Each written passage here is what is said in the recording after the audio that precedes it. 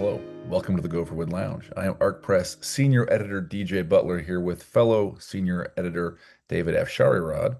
Welcome to the show. Before we get started, I want to remind you to like the video, hit the notification bell, subscribe to the channel, follow us on X at arc_press, and go to arc.press and sign up for our mailing list. I'm reporting today from DragonCon. We'll talk about that in a minute. But first, we need to tell you that today is the 2nd of September. And on the 9th of September, we've got some very exciting stuff happening. David, what's going to happen on the 9th of September? So the 9th of September will be when our Kickstarter for Larry Correia's new series, American Paladin, will be launching. We'll be live on Kickstarter. You can pledge for any of the reward tiers that we've got. And we would certainly love for you to check it out. I think that people are going to be really excited about this. We're really excited about this. This is really our first thing we're doing. I mean, we've been doing the Go for Wood Lounge. We've been talking to people on X. We've been reading manuscripts. We've been sending out contracts and editing books. But as far as like you can buy something from us, this is the first thing. You know, the first big step for us into really, making ARC what ARC is, which is a publisher of books that for people to buy and read. And if you don't know, American Paladin is a new series from Larry Correia. It's broadly it would be urban fantasy, although it really doesn't take place in like the big city. It's sort of the rural West is more where it takes place, but rural fantasy is hard to say and is not really a thing. It is about a guy named Mike Spears, who is sort of a lone wolf guy, vigilante, who fights sort of human monsters, but then also monsters that creep into our world supernaturally. So this is really exciting. This is a novel Larry has really thrown himself into. We've got a whole bunch of different tiers for different interest levels and what you're into, if you're a collector of fine editions or if you just want an ebook. We also have a graphic novel. This is the first time Larry has written a graphic novel. Some of his stuff has been adapted, but he actually wrote the script for this. And this is a sort of a shorter episode in the life of Mike Spears, and it was illustrated by the great Alex Wisner, who did the Always with Honor comics. If you've seen that, just what a great artist, and it's a cool little comic. And the nice thing is you will get that if that is something you're interested in. That is going to be the first thing. That is the first thing we ever sent to the printer, It's right? already sent. It At the is printer already now. sent, so it will be here in time for the Christmas holiday season. The book will ship, the actual novel will ship a little later. And we can talk about all that some other time, but And it will. we're a week out. You can go to our X feed and sign up for updates if you want. We will email you. And then also you can, or you can go over to Kickstarter and search Arc Press or search American Paladin or search Larry Correia, and all that should bring it up, and you can sign up for their pre-launch pay emails, and they'll notify you when it goes live, which will be in 1 week. So, In 1 week. And the yep. morning of, we're going to have a live stream AMA on YouTube with Larry and probably the two of us and Larry, maybe the three of us and Larry. And so we'll get that link up on YouTube soon to so you can sign up, be notified for that. That should be a lot of fun to Yeah, see live if we can. we'll watch the pledges roll in. Yes, So exactly. Like anyway, an old Jerry Lewis Jerry Lewis telephone. telethon. Yes. Exactly. Hopefully, we won't have to stay up for like 3 days to hit our goal, or whatever he used to Just do. need another $50,000. Anyway, Yeah. so And yeah, very and the excited about muscular that. dystrophy. Yeah, so that's coming next week. Holy cow, here we are. Um, so last week, actually, which is to say now, as I'm recording this, I went to DragonCon, Yeah. and I'm not going to explain what DragonCon is. We've talked about that on other episodes of the lounge, but you can see I'm wearing my ribbon and my Uh-huh. badge. Yeah. I'm at DragonCon in Atlanta, Georgia, which what a great year to come. David, I'm sorry you're not here with me. It is, This is the first year in many years I have not been. I So know, and the weather is shockingly mild. It's like 80 degrees. It's still yeah. humid, but it's Yeah. 80. So like Not bad. it's all right. You just walk, Yeah, you sweat a little between buildings, but then it stops. yeah. And yeah. So usually it's sort of a sweat drenched 95 Dragon Con can get a degrees and little sweaty. Yeah. it's just gross. Um, but I've been here meeting writers. I'm down to like uh, I think the entirety of the bookmarks remaining. Oh, I don't have it here. Bookmarks remaining for the ARC prize is like 15 or something because I've been Okay. talking about that at every event and giving out bookmarks. So it's possible we've got some new viewers as we air this video who saw me first at Dragon Con. People are pretty excited. And by and large, when I say you have 1.25 NaNoWriMos of time to complete a 1.0 NaNoWriMo worth of text, they have understood the joke and laughed. Not everyone has, You but have in to know Dragon the Con, audience, but yeah. in Dragon Con, mostly they have. Yeah. Um, but also been reconnecting with other writers, agented and otherwise, who I know about getting manuscripts in. So Cool. it's been a Yeah. good time getting the word out. Yeah, Yeah, Dragon Con is neat, interesting, and that is a huge, I mean, it's almost as big as San Diego, right? I think. I mean, I don't know, but it's there's like huge. official attendance and unofficial, and I can't remember, but I feel like the official is like 90, Yeah. and I the mean, it's unofficial is higher than that. yeah. So it's a huge media con, but then there is also like this weird underworld, underbelly, maybe is a better word, of writers that are there, writers and editors and agents. Um, so, I think if you are a writer or or an editor, I don't need to talk to you though as much, but you might look at it and think this is too big. What's the point of this? And you can get lost, but it is very writer. There is a writer centric portion of it. There really Uh, is. There's yeah, a Jody Lynn Nye runs a writing I don't know what she yeah, calls it, workshop or but a something. workshop for Yeah, like a couple of days long, I think, before yeah, the con starts. And also the writers are distributed across various tracks of programming, but they tend to congregate pretty famously in the bar at the Westin.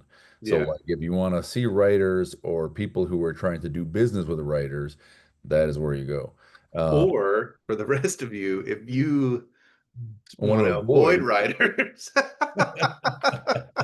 which is, not the worst advice. Understandable why that might be true. Yeah, so this is where I sat down a couple days ago with a pretty senior person at Kickstarter actually to talk about Yeah. get some feedback on our Kickstarter and talk about the plan with her. So because such people are there to talk to the writers. Yeah. Um, so I thought we've talked about what to share this week, and thought maybe it would be good to check in kind of where we are in editorial, and specifically talk about things we are learning from submissions, and share and comment on and share learnings from the sort of new development, which is we've started actively reaching out to agents. And Yeah, yeah. We'd had some all three of us, us two and Tony Daniel have been in the business for a while, long while. And so, we'd had some agent, but the fact of the matter is we're new and the people didn't they may have known Tony or known us, but they didn't know that we were doing this. So we have oh, hang on. Hang on. My kids just turned on the speaker. Okay. Um well, who knows what would have happened. Anyway, so yeah, let them know, hey, we're Arc Press, we exist. We want to publish your clients' books, maybe. So yeah. yeah, anyway, I don't know if Yeah. So to describe the process, the way it works is we just kind of every week email some set of agents. I think we've now emailed. It's been deliberately steady. We don't want to email 100 agents and have 100 agents say, "Okay, I'll talk to you," and then Here's 10 books, right? I'm like, my calendar's jammed, and right. Right. So it's been sort of we email a few people a week. We have a few conversations a week. I think we're had one-on-one calls with 8 or 10 agents at this point. And then they submit books to us, and so we've had probably about 50, I think. Yeah, it is sort of the reverse. We're doing basically the same thing that writers do, but from the other Yeah, end, which is, I mean, we know them, but researching, meaning looking back in our memories, but whatever. Um, Agents who publish the kind of thing that we want to, or represent the kind of thing we want to publish, and then contact them the way a writer would contact an agent who represents the kind of thing they wrote, right? So it's very, yeah. we're all in this together, Dave. Um, anyway, We are. We are. I will say that it's seems to be quite a bit easier to get a response from an agent when you're saying, "Hey, I could possibly come up with thousands of dollars for you and your client," than it is when you say, "Hey, would you please do you consider want to try to get sponsoring $1,000 for thousands of dollars for my book? Yeah, fair, fair. my-" Correct. And not everyone has answered, but pretty high answer rate, and we have good conversations. So I don't know. Should we talk about those calls first? You want to talk about what we're getting, what we're seeing in the submissions? Um, I don't know. What do you think? Okay, so when we're going through, so we have we put together the Arc Press treatment, we call it, which is on our, if you go to our submittable page, which you can get to through our website, arc.press. This is something we've talked about many times. Tony Daniel developed kind of from not the nonfiction world where every book is really sold on a proposal. You don't really write um, typically, a nonfiction thing you write a proposal of. And the nice thing about it, real quickly, it is in the realm of a synopsis and a query letter, but there's some different things about it. And the purpose of this is that it gives the authors a much better chance of getting a quicker response and getting a better response from us, right? If it's just a manuscript and the writing is, okay, but not great, we might quit pretty quick. But if we can see what the story is, and see, man, this story is killer, then we will probably read further and say, you know what, I think we could massage this guy's or gal's writing because the story is so great. But if it's just a book out of nowhere, well, you can't read the whole thing, right? Okay. So one thing that has come out of this is with agents, obviously the agents don't have the same arc. They are for some reason not making everyone submit an arc press story treatment to them. One day they will. They will see the error of their ways and adopt our format. But that was tongue in cheek, maybe. But so we're getting query letters typically, sometimes queries and synopses. So which again are not completely dissimilar from the arc press treatment, but they are different enough. And so maybe that's a thing to talk about. One thing that jumps out to me I is, will say yeah, also, go by the ahead. way, I want to hear your comment there. No, no, no. Yeah. At least some of the agents are also sending along some of the other information we ask for in a treatment. Like one of the agents is, man, really very consistent in listing credentials, and like Hmm. every author he sent to us is right up front is MFA or editor here or won the short story prize, right? Yeah. But also they've got blurbs. Yeah. So the agents with they often they'll say here are one or two blurbs for this book, and we have blurbs forthcoming from Yeah. two authors also, right? Yeah, which is on the treatment. Either if you've got a blurb, obviously great, but we've also said who are people you feel you could get blurbs for or that would be appropriate. I mean, it's sort of like, right, blurb already exists is ideal. Sure. Second Great. is I can get I the author can get this for it if you want to, if I whatever. Third best is sort of like here's suggestions for you the publisher to approach, right? Yeah. We will do that Right. This is not this because oh, I hear him now, Dave. The Yeah, people in the comment section, well, then what do I need you for? We are going to do that too, but this is a cooperative thing. And if we have ins with sure. people, and if you have an in with somebody and we don't, hey, great. We'll bring our guy, you bring your guy. Look, now there's two blurbs on the back of the cover of the book, right? Yeah, Um, 100%. And yeah. I only bring it up to say, look, the ARC press treatment is not some crazy out of left field thing. The information we're talking about is It's information something you should have that anyways, you should have regardless. anyway, and that some of these agents are in fact getting out of their clients and forwarding to us. Yeah. So I think this is maybe a segue to say one thing is, and this is, and okay, now I can hear the sadness in the voices of the comments from the people who have submitted us stuff. He's talking about me. I'm not talking about you. Maybe I'm talking about you, but I'm probably not talking about you. And I'm certainly not talking about you specifically. Okay. But which is, man, you need to bring, and this is not just for us, this is for everybody. You have got to bring your A game, writers.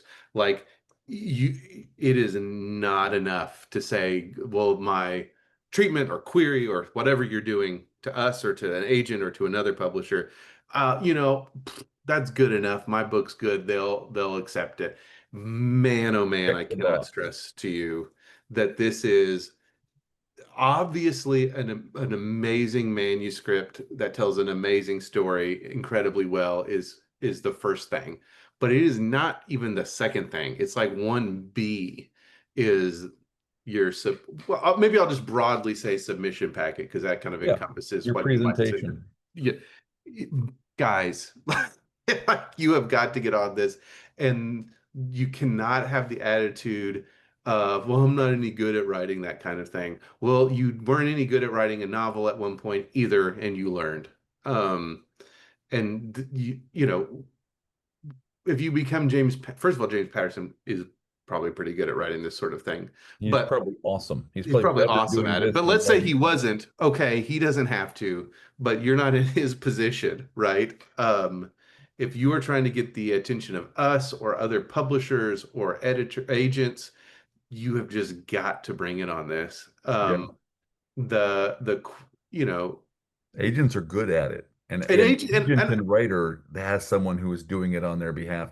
Maybe, by the way, my experience is I basically wrote the first drafts of stuff and my agent would revise it, we'll right? punch it up. Yeah. So right. So like there is sort of this ramping up as it gets further along until you get to the cover copy, which now is the thing you wrote, which was polished by your agent, which was then polished by us, or whoever publishes the book, right?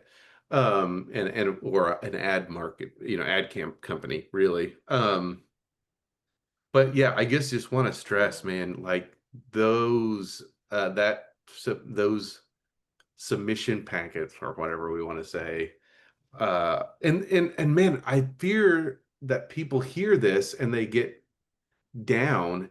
This should be exciting. This should be a fun you're a writer. This should be a fun assignment for you to learn how to write something new and different. And you use your words. This is a chance for you to use your words, right? Right. Uh, to talk about how awesome your book is. And be excited because what we're telling you is we're letting you in the same race course with these thoroughbreds. But like you got to realize they're thoroughbreds and there's just no half-assing it. There's just no, well, I got a good horse. I'm not going to worry about the jockey. I don't know how far this metaphor goes. Probably that's about it. Right. We've reached the end of that metaphor, Yeah. but But the point is like we're not trying to create competition, but of course you're competing for our attention and our time and our editorial slots. And man, we're going to keep reading slush. And I'll say this, um I don't think what we're getting from agents is better than the best of the slush. I don't even like the word slush, but the stuff submitted directly by the writer. mhm.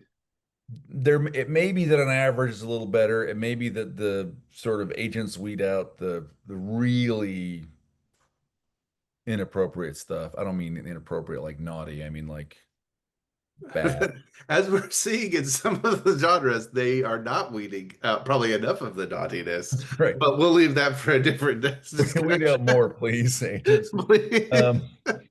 Um, but the best of the stuff that gets submitted directly to us is, of course, competitive in terms of, how good the manuscript is, which is great. Uh, Yeah, I think the average is higher with the agent and stuff, but the best is not, particularly better, right? I think that's right. I'd have to think about it. Yeah. Um, yeah, I now here's a so like big point, hey, that package matters. We're gonna keep letting you in. We're excited to see your stuff, but man, don't half-ass that. Yeah. Um, a one thing that I realized looking at like 40 pitch letters in a row, 40 query letters in a row, is and I have done this too, right? And so let me make a mea culpa. I have made this mistake. Um, there is a tendency when you're writing the sort of query level, letter level description of a book to say, well, here's so and so, here is their problem. Then events take a sinister turn, and not tell me what Yes, is the a events sinister turn. until a dark secret causes events to take a sinister turn. Dave Butler is now in the fight for his life, and the consequences could have earth-shaking results, literally. Yeah. What does any of that mean? The truth Right? is Like reading like one query letter at a time, I don't notice that. But when I read like, 40, I go, oh, they all say this, this and is therefore so they all sound the same. they all sound the same. The other thing is what this is people writing jacket copy, Yes. meaning the copy that goes on the book jacket, the inside flap if it's a hardcover, or the back, where you are setting up the world and the story, and then getting to that first, if what is would be the save the cat, the I don't The, what the the, hell the is end of Act One. end of Act One, Yeah. right? The call to action and the acceptance of the quest kind of thing, right? And you're Yeah. stating the stakes and whatever. Right. And that is what's great on jacket copy. But the difference is this. The jacket copy is you want to hook someone in to be like, I got to read this book. What you're trying to do to us or to an agent is to show that you have written a competent novel that we think people will read, right? And that is worth our time to read the whole thing, right? And so, Yeah. yeah, just don't play coy little Yeah. games. It's like, and this is why in the treatment, and this is why Tony Daniel, when he put this together, was just really vehement. Like, let's not call this a query letter because I think people get into that. That's what they write, and I think that's what some people tell you to write with a query letter. Um, but the just spoil your book. Like we're never gonna reject anything because we're like, oh, spoilers, unless the spoilers are bad. Like unless if the Right. spoiler is like that's a stupid book, The right? stupid That's thing. that's a stupid ending, right? But if we're not gonna, the way you might feel disappointed if you've heard the twist of a movie. Well, now I don't even want to watch it. That's not gonna happen. Yeah. In This is fact, a hearing the different twist, relationship. This is right? a fundamentally different relationship. Yeah. Knowing the twist may in fact hook Yeah. us, Right. right? And there's sort of 2 points here. I think one point is um, we don't need mystery, right? Right. But we ask you to tell the story all the way through so that we know the ending, so Yeah. that we know the plot twists, right? Yeah. The other point that's related is when everything is a sinister turn, nothing is a sinister turn. It all just sounds Right. like insert generic plot bull crap, right? Yeah. So, so, so give us the particularity, right? It turns out his wife has been surveilling him for her, for her employer, which is a contractor with the CIA, right? Or he discovers a cobra in his underwear drawer to borrow from a Weird Al lyric, right? So it's it's it's the country music songwriting wisdom, which is to say, in the song, you don't say, "Oh, I'm sad." You say, "My wife left me. She took my truck and she backed over my dog in the driveway on the way out." Right? And it's those details that's telling me actually what happened. I don't need to hear I'm sad. Like I Right. understand the singer's sad, right? And that Yeah. and that gives me that's a better, well, in this case, it's a better query. Yeah. Be specific. Tell us what Yeah. the sinister thing is. Tell us what the consequences are. Not that there could be earth-shattering consequences, but grandma will die, right? Yeah, right. When it says uncovers a dark secret, you can say that, but then Right, say his grandfather was a Nazi or whatever that, right, was Hitler. His right, grandfather was Hitler, and he's furthermore still alive. Well, Hitler would right, be dead at this point, even if he wasn't, but right. you see my point. The other thing that comes up that that again, I think because quite frankly, I think the agents help with this, and this is um, maybe one case for why would I want an agent? Well, maybe they to help with this kind of thing. But I think again, if you don't have an agent or don't want an agent, then you need to gonna have to do, right? It's the same thing with the indie publishing thing. If you don't want a publisher to contract with the artist and a cover designer to do your cover, well, then you have to do it. If you don't want an agent to write these arc synopsis or arc proposal or these query letters, then you have to do it as good as they would have helped you with it, right? Um, the other thing is I noticed a lot with the agented submissions versus not don't think about it's not talking about you, but in general with this the slush over the transom stuff is the comps are a lot better. Mm, Comps being comparable titles, uh, comps. yep. Um, This is like Gangs of New York with magic or whatever. yes. And I worked, at Bain for many years, and this was part of the job. And this is for the sales team. This is how books get sold to bookstores, right? And Amazon is a bookstore, right? In this case. Is through comps, and there's been a lot of ink spilled about how this isn't fair and it's bad, and I don't know, maybe whatever, I don't care. That's right now, that's the system, so you could complain about it, but you still have to participate in it if you want to make it happen. And so anyway, so these are books that are similar to yours, and they need to be things that are going to be similar in a reasonable in a aspirational but uh reasonable ballpark of what Yeah. your book might sell. They need to be recent. So this is one thing, and people, man, I worked at Guitar Center for a long time, and you talk to people, oh, you in a band? Yeah, yeah, yeah. Well, what band are you? What kind of music do you play? Man, it's like nothing you've ever heard. You're like, is it not? I bet that it is like something that I have heard, actually. And then you ask them, well, what kind of bands do you guys like? What do you listen to?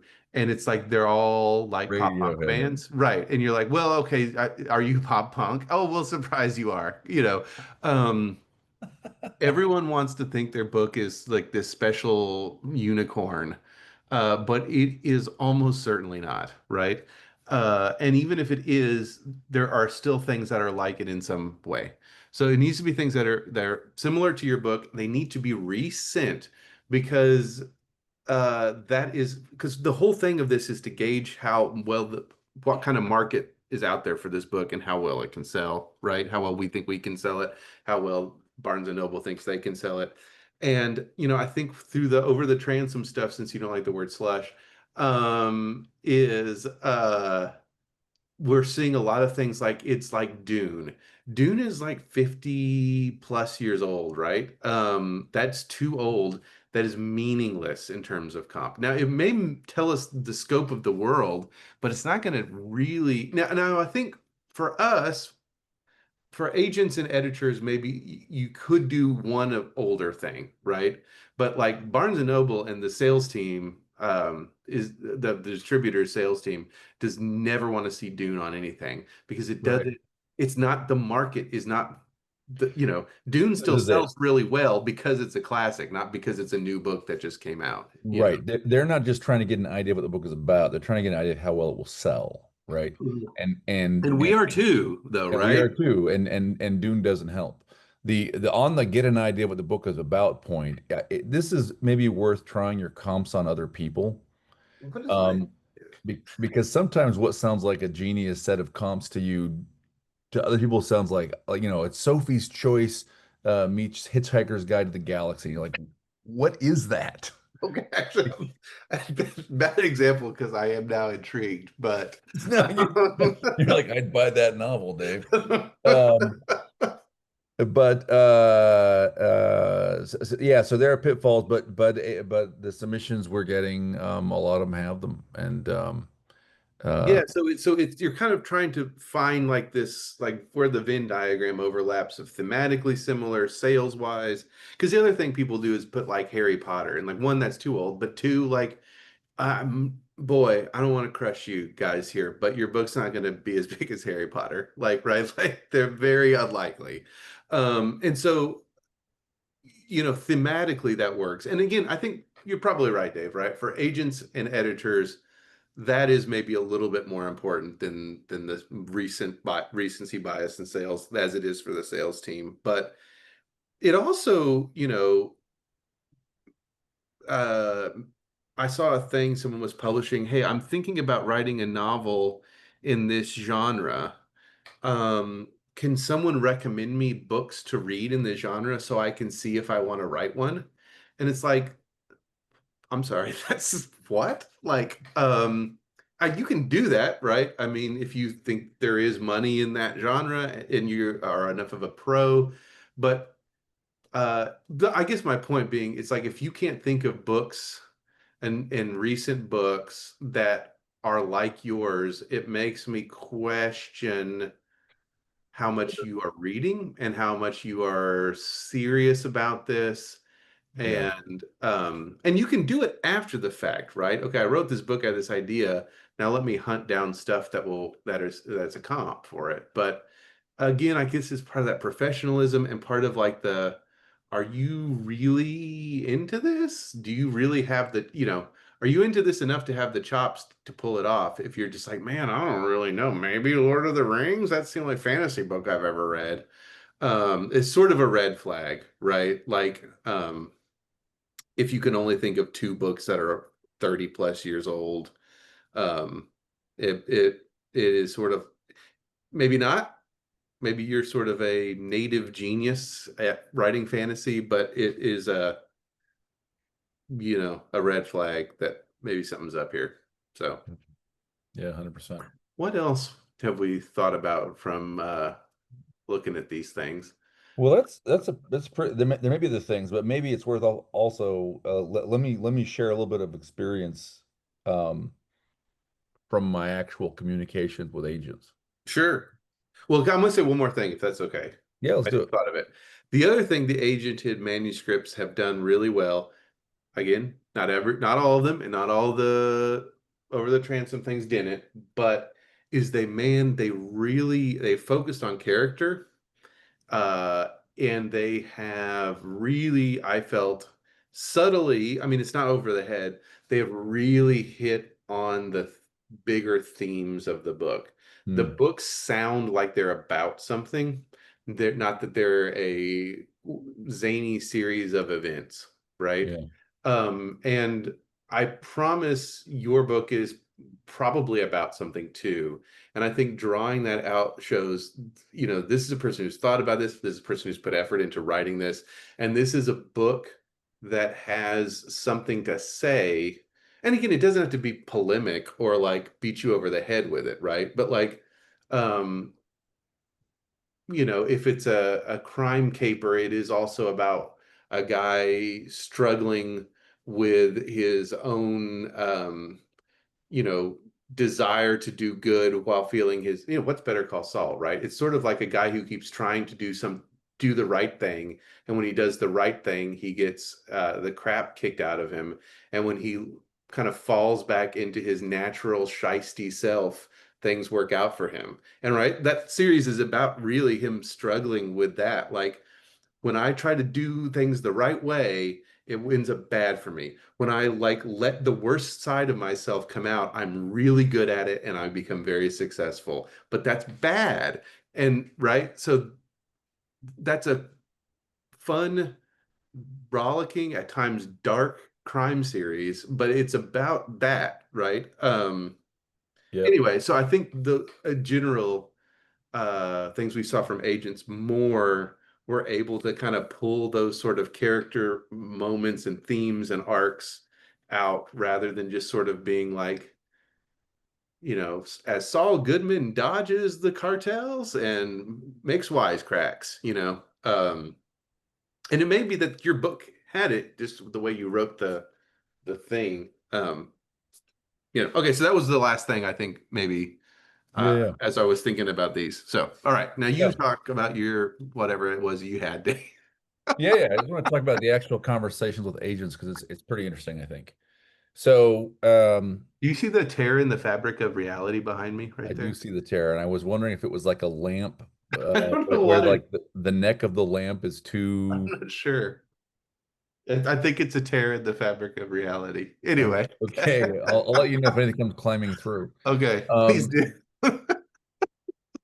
so how do these conversations go? I say, look, at Mark. We got our first books coming out next year. We pay advances. You say I'm Mark?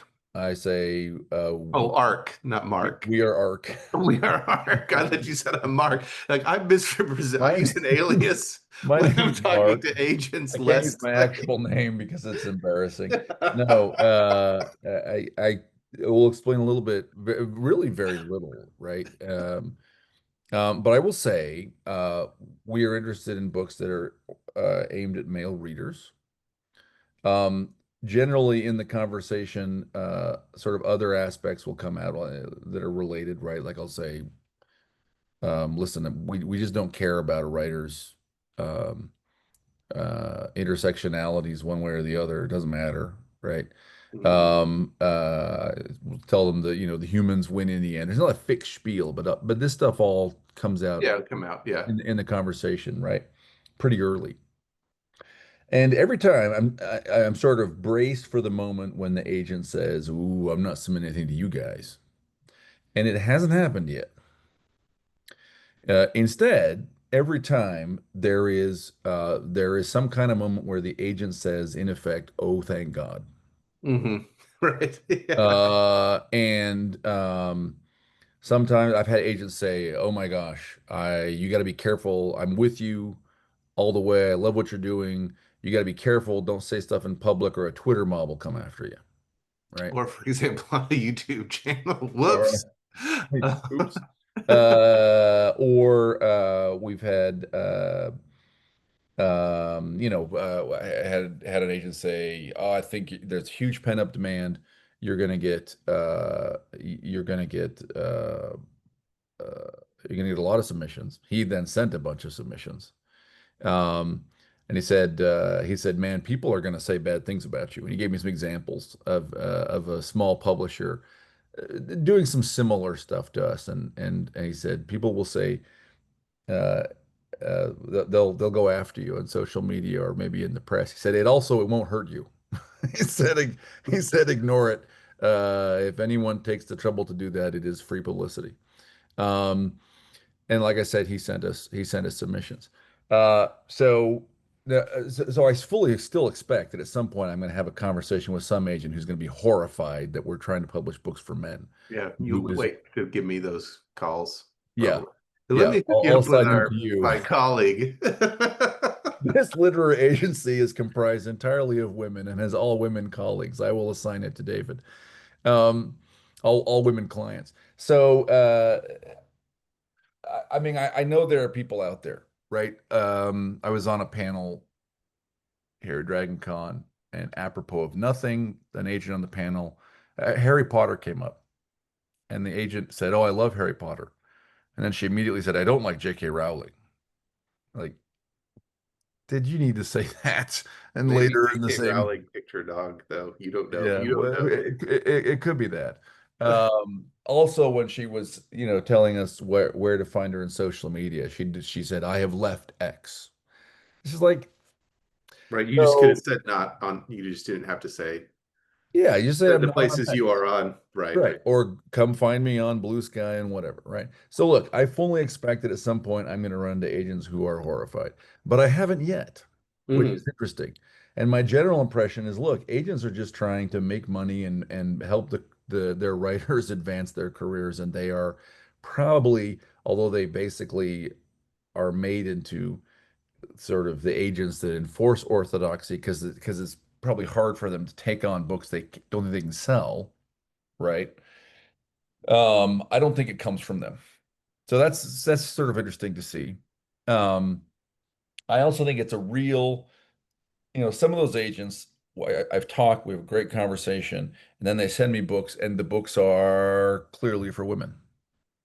Um, and so, that maybe is an agent. Maybe it's a function of what she happens to have right now, or maybe it's an agent who over the last 10 years has really slowly converted her book into, her book of clients into entire they're all women, they're writing for women, right?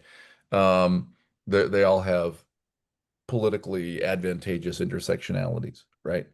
On the other hand, some agents, I had a conversation and then they've submitted multiple books that I look at and go, yeah, okay, this is right. This is a literary thriller, or this is a mystery, a detective novel, or this is something. And you know, I think men could like this book. Um, and so I think there are pockets out there that are sort of waiting to be found, and pockets of writers who I know out there in the sort of unrepresented, unagented world this exists, but I think among agented writers, there are books that haven't been sold, and there are writers um, whose careers are waiting to start. And yeah, I'm optimistic. We keep kind of tapping away.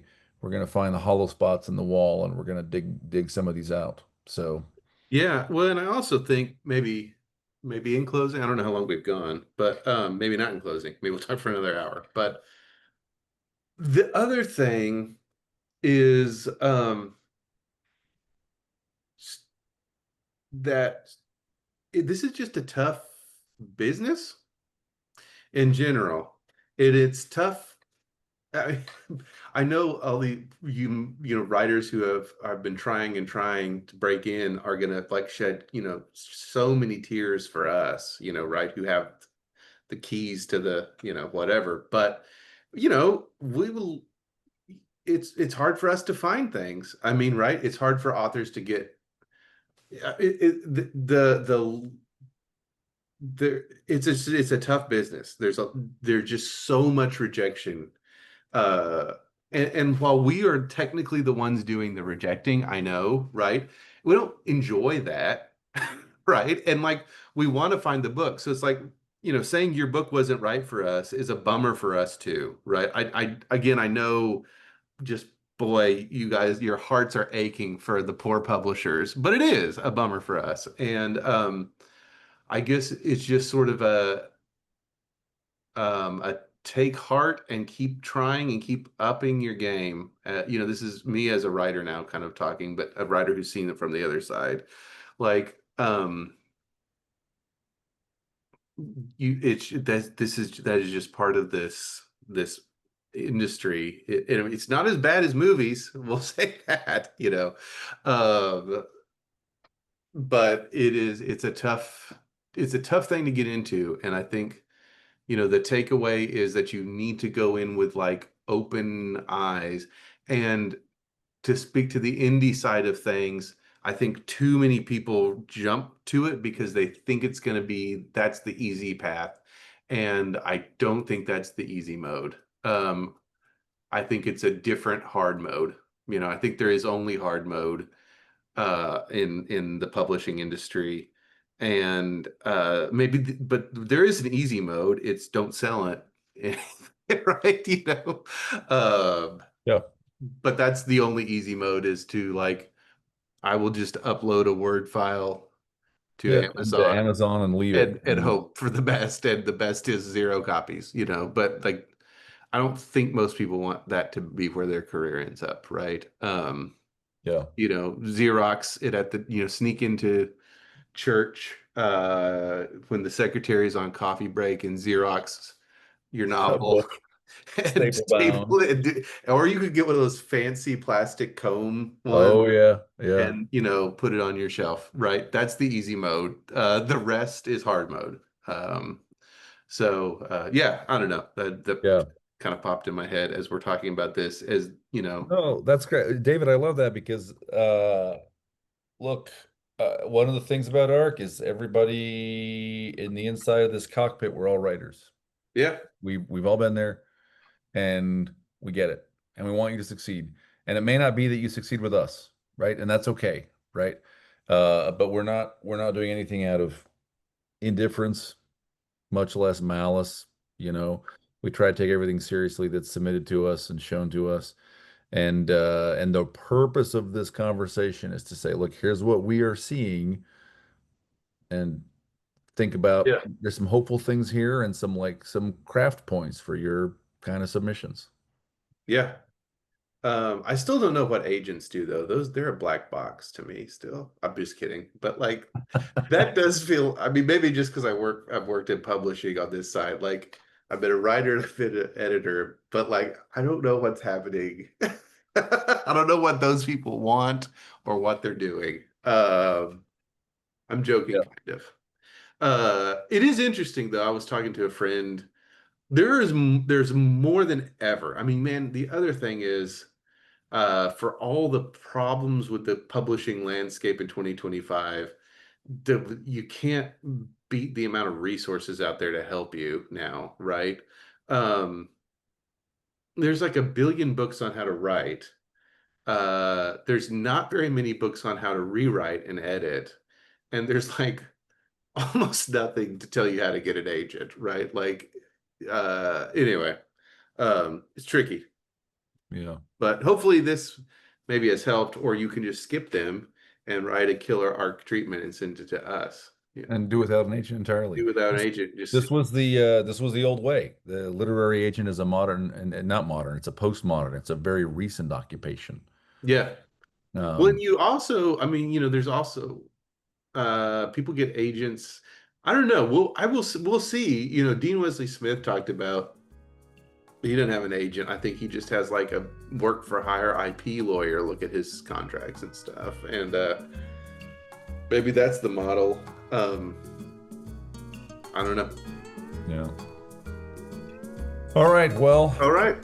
I think that's the update for today. Thank you all for joining us.